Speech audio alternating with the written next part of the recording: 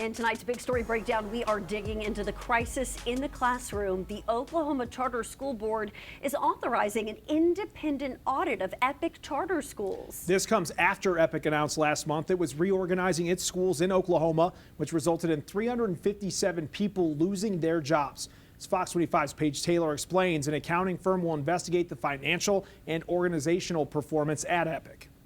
We're not going to make any presumptions of who did what.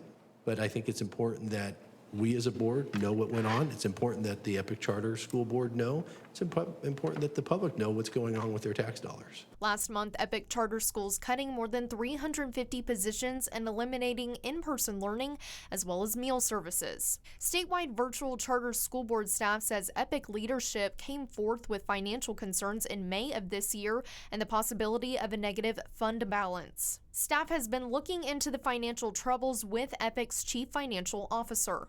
I reviewed the records on site with the new CFO and have been in talks with him regularly over the past many weeks. Essentially, these concerns bring questions about the long-term financial stability of the school. However, in everything that I've looked at, and my understanding is in everything that he's looked at, no fraud has been identified up to this point.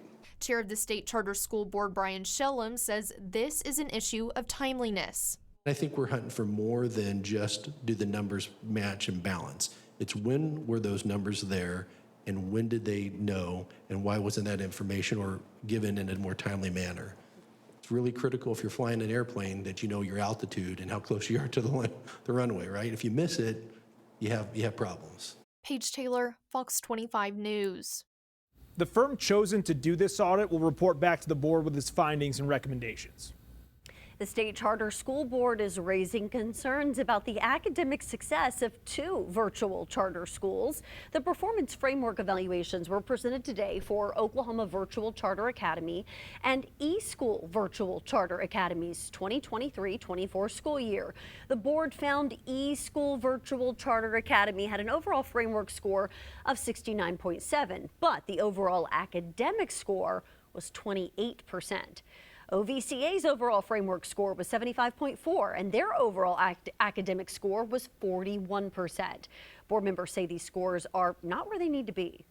You said, hey, they didn't meet the standard, right, academically. I think it'd be helpful if we say they didn't even come close, right? It's not even remotely in the neighborhood of the state standard. I think we need to be much more transparent in our verbiage so that we can say, hey, listen, let's get it going. So it raises the question I have, are we so focused on these other compliance issues of financial and organizational that we're missing the point of teaching kids? Several board members voiced concerns the performance index isn't weighted heavily enough on academics and plan to discuss developing a new framework. They're also considering the need for possible academic improvement plans. The statewide charter school board is rolling out a new tool to help showcase the status of Oklahoma charter schools. The board, responsible for producing an annual report beginning with the 2024-25 school year. The board partnered with the Oklahoma Public School Resource Center to create this visual dashboard, which launched today, outlining academic performance and financial data of Oklahoma public schools. The school board hopes this interactive data visualization platform will enhance transparency and foster discussions on best practices. And that's where the really good conversations are, right? Because you can say, okay, you've lived up here in the right place for a long time. What are you doing? Let's bring you in for some best practice.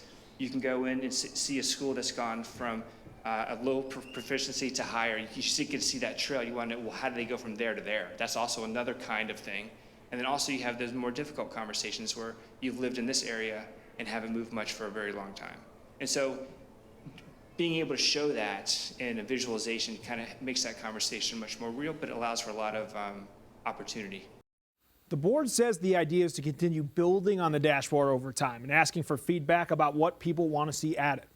The Oklahoma Parent Legislative Advocacy Coalition is dropping their lawsuit seeking to stop state officials from sponsoring and funding a religious charter school.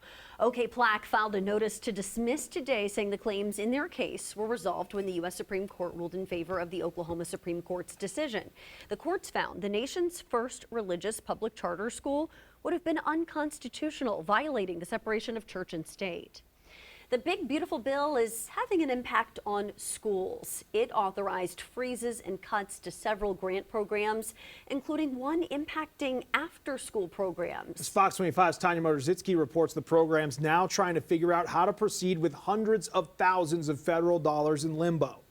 There's actually not really been any true official communication. With a month left until school starts, some Tulsa area summer and after school programs learned through the media that President Trump's recently approved budget brings big cuts to their programs. How am I going to pay my staff for July's work, let alone when in August, when we're working on curriculum and doing professional development and all of those things. That's the question President and CEO of Youth at Heart, Sarah Framel, is asking after learning last week the 21st Century Community Learning Center grant is in limbo, a program that's been around for 50 years, but in Tulsa Public Schools, the last 10 years. All kinds of enrichment, homework help, tutoring, STEM activities, drama, art, music. She says earlier this year, the federal government approved more than $220,000 for this upcoming school year. That's now frozen. But as of the latest with the federal budget, she says almost 100% of the federal grant is eliminated, leaving her wondering, will she even see that frozen money?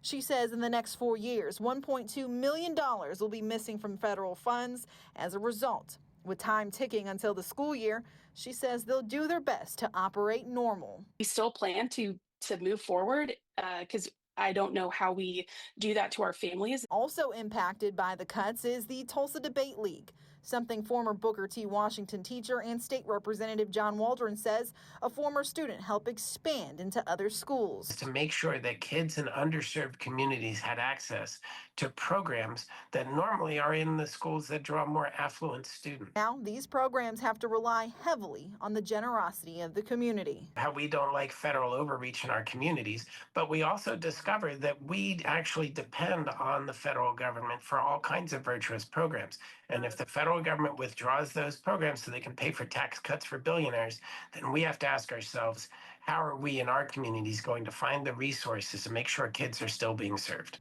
Tanya Motorzycki, Fox 25 News. Oklahoma City Public Schools also urging federal leaders to reconsider pausing federal funding utilized for summer and after-school programs, saying these dollars directly support essential staff and programs making a difference to our students every day. OKCPS also says the funds are critical to their ability to support educators and deliver on their commitment to student success. The U.S. Supreme Court allowing nearly 1,400 Department of Education workers to be laid off. The High Court paused an order from a federal judge today, which originally put the layoffs on hold. Those layoffs part of a broader plan by President Trump to dismantle the Education Department. The president said he wants to return the decision-making power over education back to the state and the local level. That was your big story breakdown. You can learn more about the crisis in the classroom on OKCFox.com. Plus, you can watch all of our previous big story breakdowns on our YouTube page. Scan the QR code on your screen or search OKC Fox.